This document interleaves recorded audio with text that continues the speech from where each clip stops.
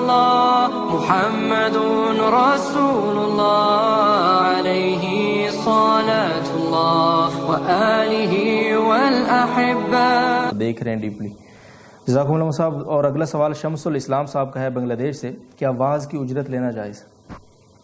کسی بھی دینی کام جس میں آپ کا وقت صرف ہو رہا ہے اس کی اجرت لی جا سکتی ہے ان لوگوں سے جن کے لیے آپ خدمت کر رہے ہیں.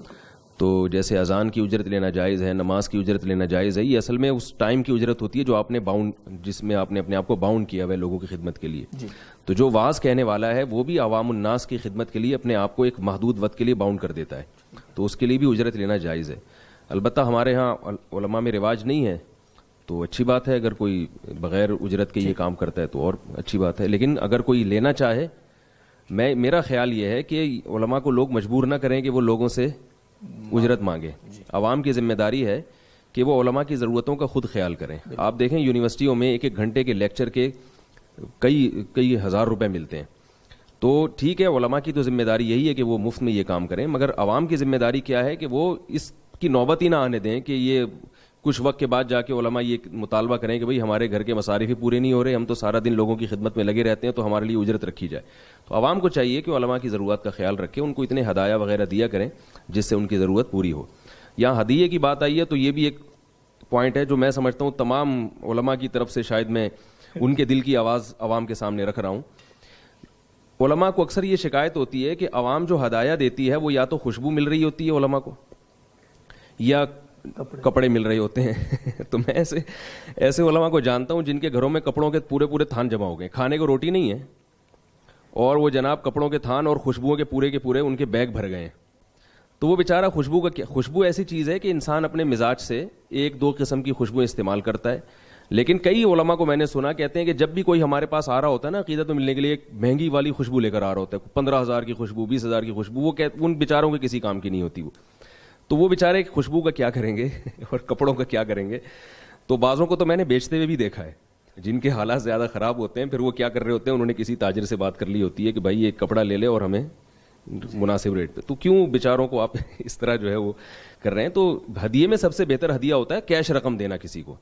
بعض لوگ کہتے ہیں کہ سامنے والے کی توہین ہے, ایسا نہیں ہے, یہ توہین نہیں ہے, کیونکہ ہدیے میں آپ کا مقصد سامنے والے کا اکرام ہے.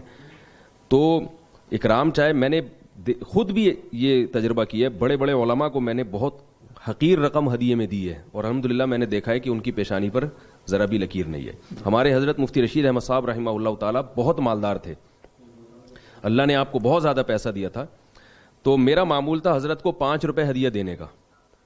اب دیکھیں اتنے مالدار کروڑپتی بزرگ ہیں, اتنے اللہ نے مال و دولت دی ہے, اور ایک طالب علم کو 5 روپے ہدیہ دے رہا ہے. تو کوئی اور یعنی دنیا دار آدمی ہو تو اس کو تو غصہ آئے گا کہ میری اوقات کیا 5 روپے کی ہے. لیکن ہم نے دیکھا کہ حضرت بہت خوشی سے اس کو قبول کیا کرتے تھے, کیونکہ ہدیے کا مقصد ہے اظہار محبت. تو اس میں سامنے والا کو اگر اپنی توہین محسوس ہو رہی ہے کہ دوسرا مجھے 5 روپے کیوں دے رہا ہے, تو یہ اس کی علامت ہے یہ عالم نہیں ہے, یہ اس کی علامت ہے کہ اس میں معاذ اللہ کبر ہے یا تکبر ہے. حکیم الامہ مولانا شرف علی تھانوی رحمہ اللہ کا واقعہ ہے کہ کسی نے ان کو بہت معمولی سی ایک دیہاتی نے رقم دی, یعنی اس زمانے کا گویا یوں سمجھیں کہ 10 روپے ہوں گے وہ, اور اس نے یہ بھی کہا کہ اس میں سے 5 روپے مجھے واپس دے دیں. تو انہوں نے بھری مسجد میں کہا کہ بھائی اس کا کھلا کراؤ, 5 روپے میں رکھوں گا, 5 روپے اس کو واپس دو. تو یہ ہمارے اکابر کا طرز تھا, اس میں توہین کی بات نہیں ہے. تو اجرت لینا بھی جائز ہے, لیکن عوام کی ذمہ داری ہے کہ علماء کو ان چیزوں سے مستغنی کر کے رکھیں. بہت بہت شکریہ, جزاک اللہ صاحب. مجھے اجازت دیں تو میں نے ابھی جو بات کی ہے نا علماء کو ہدایہ دینے سے, اس میں ایک تکملہ کے طور پر, کیونکہ اس کی پھر شارٹ کلپ بن جاتے ہیں, ادھوری بات ہوتی ہے. یہاں لوگوں میں ایک اور غلط فہمی ہے کہ لوگ جو مشہور آدمی ہوتے ہیں نا علماء میں, جو شہرت رکھتے ہیں, بڑے بڑے خطیب یا دنیا میں جن کے سفر ہوتے ہیں, ان کو تو ہدایہ دینے کا کسی حد تک لوگوں کا معمول ہے, اگرچہ وہ خوشبو اور کپڑے ہی ہوں. لیکن جو دینی مدارس میں مدرسین ہیں جن کا عوام کے ساتھ اٹھنا بیٹھنا نہیں ہے, حالانکہ وہ بہت محنت کر رہے ہوتے ہیں کتابوں میں یا علمی تحقیقات میں, مگر عوام سے ان کا لنک نہیں ہوتا, تو وہ بہت زیادہ دین کی محنت کر رہے ہوتے ہیں, ان کی طرف لوگوں کی بالکل توجہ نہیں ہوتی, جبکہ وہ خطبہ اور واعظین سے زیادہ محنتی ہوتے ہیں. یعنی ان کے جو دن اور رات ہے کتابیں اوڑھنا بچھونا ہے, عوام کے ساتھ ان کو بات چیت کا موقع نہیں ملتا.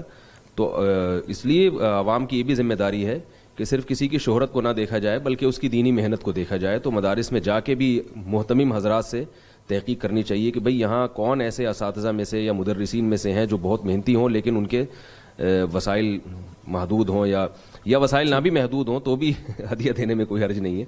تو یہ چیزیں اگر ہوں گی تو پھر اس قسم کے مسائل نہیں آئیں گے جو ابھی انہوں نے سوال پوچھا ہے. بہت بہت شکریہ مصعب. ناظرین کرام، صرف مفتیان کرام کو نہ دیکھا جائے، میزبان کو بھی دیکھا جائے.